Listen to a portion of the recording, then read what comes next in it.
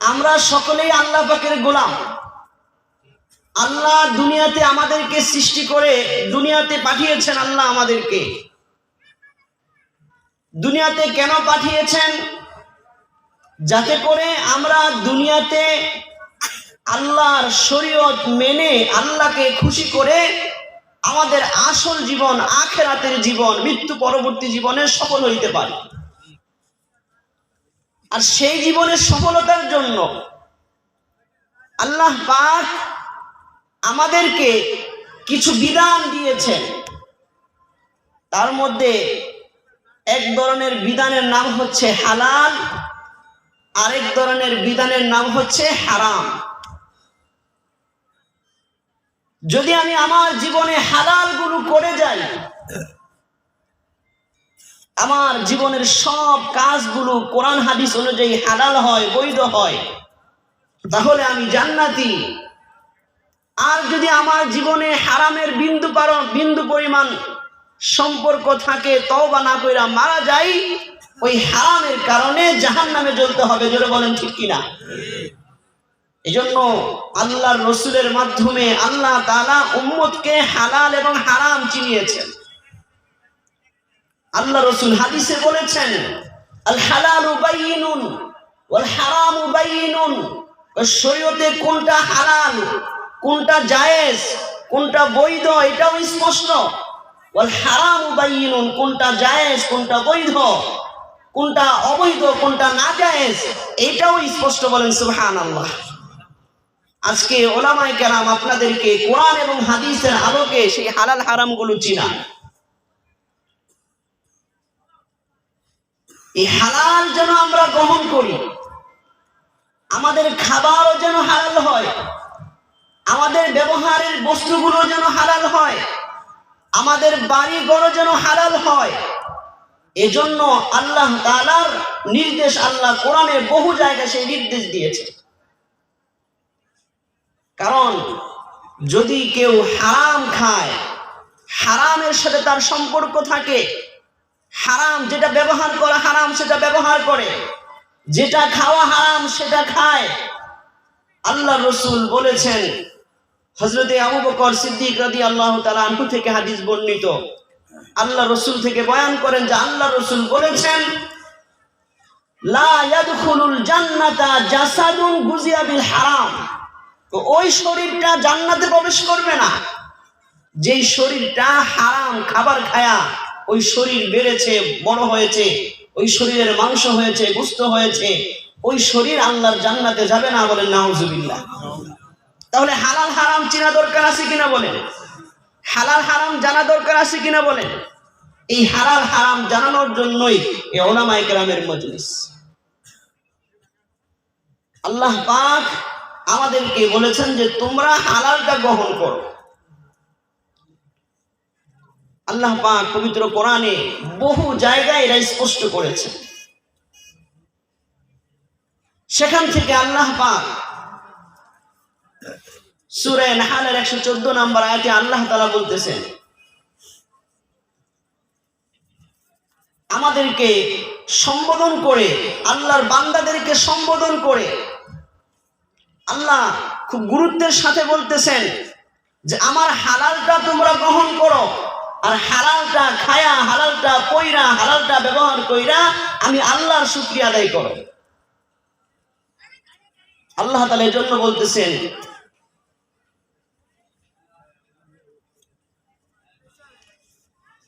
কুলু মিম্মা রাযাকাকুমুল্লাহু হালালান তাইয়্যিবা। যে আল্লাহ তোমাদেরকে যে হালাল, যে পবিত্র বস্তু রিজিক দিয়েছেন, সেই হালাল পবিত্র বস্তু তোমরা খাও, সেটা গ্রহণ করো। ওয়াশকুরু নি'মাতাল্লাহ। আল্লাহ বলেন, আমি আল্লাহ তোমাদেরকে, আল্লাহ যে হালাল রিজিক তোমাদেরকে দিয়েছেন, দুনিয়াতে কিছু বিষয় আছে হারাম, আল্লাহ তার বান্দাদেরকে মুখাতাব করে, সম্বোধন করে আল্লাহ বলেন, কুলু মিম্মা রাযাকাকুমুল্লাহু হালালান তাইয়্যিবা। আল্লাহ বলেন, আল্লাহ যেই পবিত্র হালাল জিনিস তোমাদেরকে আল্লাহ রিজিক হিসেবে দিয়েছেন ওইটা খাও। ওয়াশকুরু নিমাতাল্লাহ, আর তোমরা হালালটা খায়া আল্লাহর নিয়ামতের শুকরিয়া আদায় করো। বলেন সুবহানাল্লাহ। আল্লাহ বলতেছেন হালালটা খায়া আল্লাহর নিয়ামতের শুকরিয়া আদায় করো। ইন কুনতুম ইয়াহু তা'বুদুন, আল্লাহ পরবর্তীতে বলতেছেন যে যদি তোমরা আল্লাহর বান্দা হয়ে থাকো, যদি এক আল্লাহর ইবাদতকারী হয়ে থাকো, তাহলে হালালটা খাও আর আল্লাহর শুকরিয়া আদায় করো। জোরে বলেন ঠিক কি না? খাইতে হবে হালালটা। কিন্তু আল্লাহ জানেন যে ইবলিস শয়তান একজন আছে কিনা, বলেন একজন ইবলিস শয়তান আছে কিনা? কারণ এই শয়তান আল্লাহর কাছে যখন নাফরমানি করেছে, আল্লাহ আপনাকে আমাকে মানব জাতিকে নিজের কুদরতি হাতে তৈরি করেছেন। বলেন সুবহানাল্লাহ। নিজের কুদরতি হাতে। আল্লাহর সিস্টেম হইল কোনো কিছু সৃষ্টি করার জন্য আল্লাহ বলেন কুন, কিন্তু আল্লাহ আদম আলাইহিস সালামকে সৃষ্টি করার সময় কুন বইলা বানান নাই। এই জন্য আল্লাহ ইবলিসকে বলেছিলেন, মা মানাকা আন তাসজুদা লিমা খালাকতু বিয়াদাই, যাকে যে আদমকে আমি আমার হাত দ্বারা সৃষ্টি করেছি, কুদরতি হাত দ্বারা, তাকে সেজদা করতে কোন জিনিস তোমাকে বাধা দেয়? শয়তান অহংকার করে যখন সেজদা করে নাই, পাঠায়া দিছে। এই শয়তান চায় আদম সন্তানকে হারামের মাধ্যমে, নাজায়েজের মাধ্যমে জাহান্নামে নিয়ে যাইতে। বলেন নাউজুবিল্লাহ। এজন্য আল্লাহ তাআলা তার বান্দাদেরকে শয়তান থেকে সতর্ক করতেছেন। আল্লাহ পাক পবিত্র কোরআনের সূরা বাকারা নামে একটা বড় সূরা আছে। সূরা বাকারার 168 নাম্বার আয়াতে আল্লাহ বলতেছেন, ইয়া আইয়ুহান নাসু কুলু মিম্মা ফিল আরদি হালালান তাইয়্যিবা। আল্লাহ বলেন, হে দুনিয়ার মানুষেরা, আমি আল্লাহ জমিনে যেই রিজিক দিয়েছি, জমিনের সেই রিজিক থেকে তুমি হালালটা খাও। ওয়ালা তাত্তাবিউ খুতুওয়াতিশ শাইতান, তো খবরদার শয়তানের পদাঙ্ক অনুসরণ করো না। আল্লাহ বুঝাইতে চাইতেছেন যে হালাল খাইতে গেলে শয়তান আসবে, শয়তান বলবে হারামটা খাও, শয়তান নাজায়েজটা দেখাবে, শয়তান সুদের রাস্তা দেখাবে, শয়তান ঘুষের রাস্তা দেখাবে, শয়তান চুরির রাস্তা দেখাবে, শয়তান ধোঁকাবাজির রাস্তা দেখাবে। জোরে বলেন ঠিক কিনা? এজন্য আল্লাহ এই হুকুমের সাথে সাথে বলতেছেন, ওয়ালা তাত্তাবিউ খুতুওয়াতিশ শাইতান, সাবধান, শয়তানের অনুসরণ কইরা হালাল ছাইরা হারামের দিকে যাও না। ইন্নাহু লাকুম আদুউম মুবিন, নিশ্চয় শয়তান তোমাদের স্পষ্ট শত্রু। এই কথা কার বলেন? আল্লাহ। আল্লাহ বলতেছেন যে শয়তান স্পষ্ট শত্রু। এই জন্য আমাদেরকে সতর্ক হতে হবে। আমরা যদি হালালটা গ্রহণ না করি,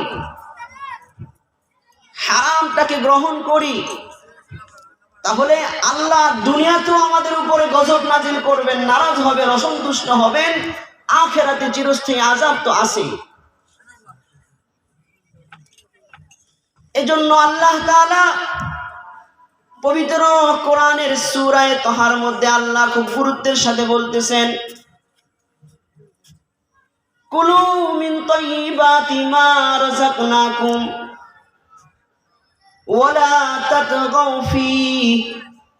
আল্লাহ বলেন, আমি আল্লাহ তোমাদেরকে যেই হালাল রিজিক তোমাদেরকে আমি দিয়েছি, দুনিয়াতে যেগুলোকে তোমাদের জন্য হালাল করেছি। আমরা যারা মুসলমান ভাইরা আছি, অনেকে রিজিক বলতে মনে করি শুধু খাবার।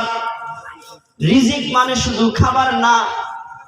রিজিক এটা এমন একটা ব্যাপক বিষয়, যেই ব্যাপক বিষয়ের মধ্যে আপনার জীবনের যাবতীয় জরুরত, যাবতীয় প্রয়োজনই হলো রিজিক। জীবনের যা আছে, যা লাগে একজন মানুষের, সবই তার রিজিক। কাজে আপনার বাড়ি প্রয়োজন, সেটাও আপনার রিজিক। আপনার ব্যবসায়িক প্রতিষ্ঠান প্রয়োজন, সেটাও রিজিক। গাড়ি প্রয়োজন সেটাও রিজিক, বিবি প্রয়োজন সেটাও রিজিক, সন্তান প্রয়োজন সেটাও রিজিক। আল্লাহ বলতেছেন হালালটা, আমি যে পবিত্র বস্তু দান করেছি সেটা গ্রহণ করো, ওয়ালা তাতগাউ ফি, এই হারামটা গ্রহণ করার ক্ষেত্রে সীমা লঙ্ঘন কইরা তোমরা হারামটা গ্রহণ করো না। ফায়াহিল্লা আলাইকুম গাদাবি, আল্লাহ বলতেছেন যদি হারামটা গ্রহণ করো, সীমা লঙ্ঘন করো, আমি আল্লাহর হুকুমের অবাধ্যতা কইরা হারাম পথ অবলম্বন করো, তাহলে ফায়াহিল্লা আলাইকুম গাদাবি, আমি আল্লাহর গজব তোমাদের উপর হবে। বলেন নাউজুবিল্লাহ।